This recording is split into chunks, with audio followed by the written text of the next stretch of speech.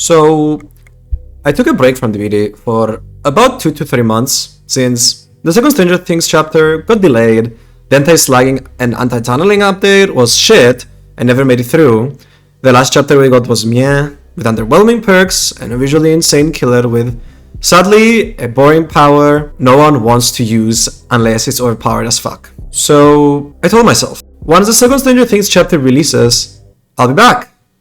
I decided to stream the chapter release on my Twitch channel, and to my surprise, I found the chapter very underwhelming, especially the survivor perks.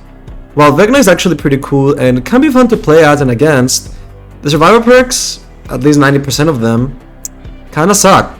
And as a survivor main that occasionally plays killer, I feel like this chapter didn't have much to offer me, except Robin. I absolutely love Robin. She is my favorite character from whole Stranger Things show, so I'm good with that. So after this, I took a step back and slowly started realizing what my problem with DBD is. I'm just not excited for it anymore. I'm not excited to play it, I'm not excited to watch it. And this is a result of a few things. Just keep watching.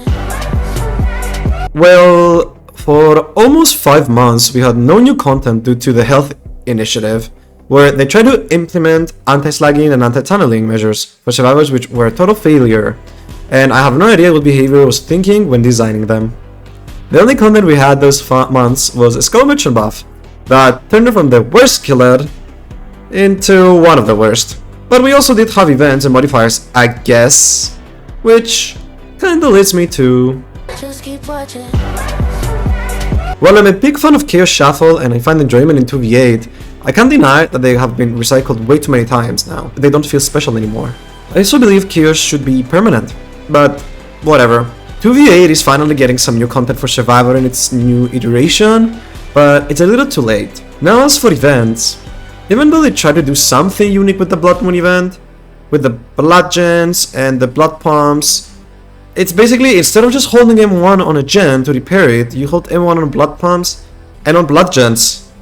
It's basically the same thing, like no gameplay changes whatsoever, just more running, for absolutely no reason. The rest of the events were just recycled. Anniversary event did nothing new and even nerfed the offerings to not spawn extra chests, which was absolutely stupid. Halloween event was somewhat worse than last year actually, with slightly different font. And the Christmas event, while I enjoyed the new snowball abilities, I just kinda wish there was more to do with them.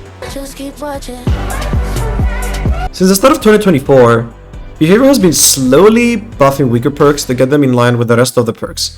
But perks like Death Heart, Sprint Burst, or Decisive Strike are always going to be on the top, because they are guaranteed to give you insane value when you use them or need them.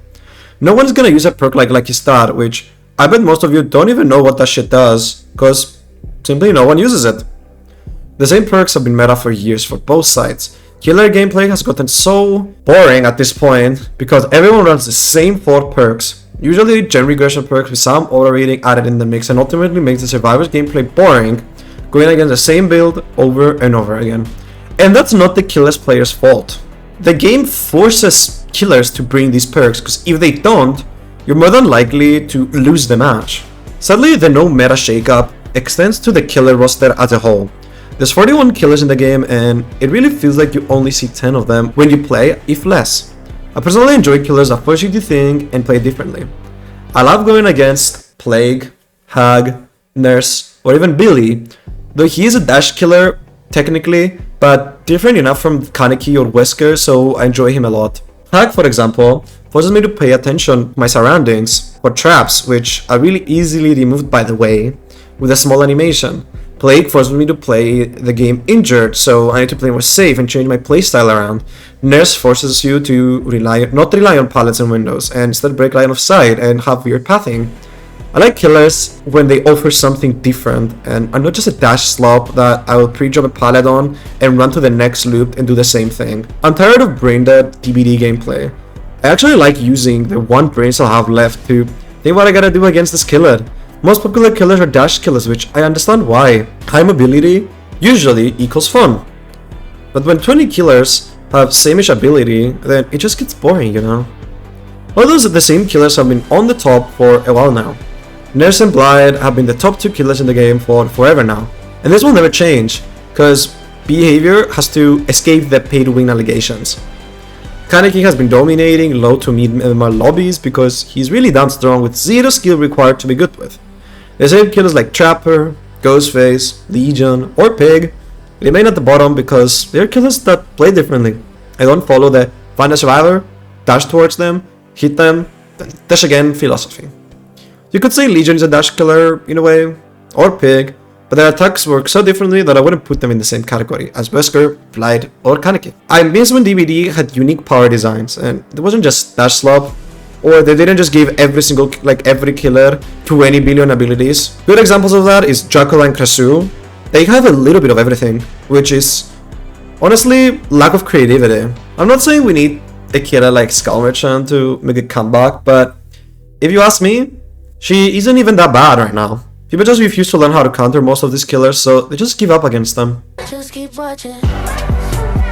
In the whole of 2025, we only saw 2 new maps actually, which is fine, if they hadn't just reused assets from an already existing map.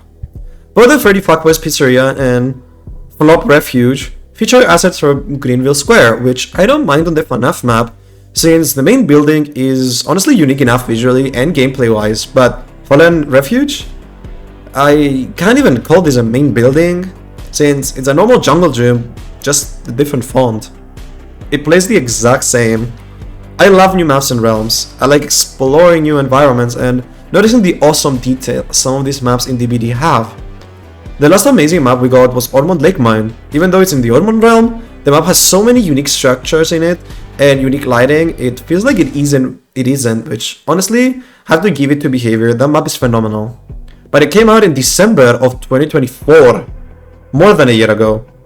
I won't even get to the lack of a height in Fallen Refuge that makes balance landing useless. I made a whole video on that, which I recommend you watching.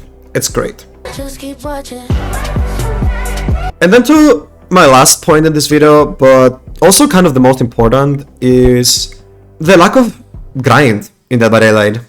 Or more specifically, the brainless grind it already has. How many people hundreds do you all have in DBD? I personally have 5, and what did I get for grinding them? Nothing. Absolutely nothing. And honestly, this must be a joke, right? Like, the Behavior must be messing with us or something. What game has you grind for hours and hours on specific characters with millions and millions of blood points spent just to give you nothing? I got these P100s really not because I wanted to, but because I needed something to spend my blood points on. Even the Rift is a joke anymore. With easy quests, you can brainlessly complete just by playing 1-2 matches of Dead by Daylight. I miss the challenges and tones so much. They felt so much better with more unique challenges forcing you to use specific perks or characters you otherwise wouldn't. I'm all for making the game more accessible to new players, I really am, but new players aren't stupid with zero brain cells Behavior. If you tell them to use a perk like Resilience, they will understand what to do, or tell them to play characters like Claudette. They'll figure it out, it's not that hard, is it? Telling them in a quest, do 1 gen, or hit 5 skill checks, like, please. The gamification of DBD needs to be started. Is that even a word? I don't know. Cause I just feel like the game works in such a way right now that rewards braindead players for doing nothing. I think it's fine having these easier quests that everyone can complete, but can't we bring back tone challenges as well that might require you to go out of your way and do them and actually have to, I don't know, think even a little bit? And just make them reward more blood points and rift fragments than the easy quests. It's not that hard. I actually have no idea why they stopped doing these in the first place. Like, it makes no sense whatsoever. Even a game like Marvel Rivals has this proficiency system they recently updated where they give plenty of rewards for grinding a specific character, and they added this after community feedback. I don't know why Behavior can't just listen for once and give us something. Just keep watching. I'm sorry. I didn't mean to be so negative today, but I just spoke about my opinion on DBD's current state. I strongly stand through my last point. Anything in DBD nowadays just doesn't require thought behind it. Just hop on in DBD match and brainlessly do a gen or just pre-drop a pallet, then on to the next one.